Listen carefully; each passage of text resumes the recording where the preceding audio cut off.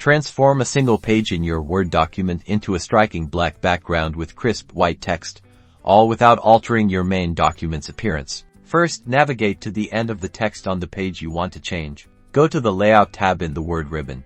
Click on Breaks, then select Section Breaks, and choose Next Page. This creates a new section, allowing for independent formatting of your target page. Now, a new blank page has been created. Click anywhere on this new blank page to ensure your formatting cursor is active here.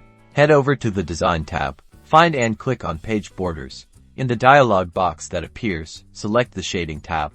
Under the Fill section, click the drop-down menu and choose Black. This will apply a black fill to the entire page. Click OK to apply the black shading to your page.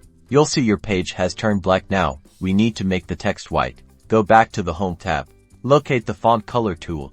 Typically NO with a colored underline. Click the drop-down arrow and select white. Now, as you type or if you have existing text on this page, it will automatically appear in white, creating that high contrast effect. And there you have it, a single page with a black background and white text, beautifully separated by a section break, allowing your document's visual appeal to shine.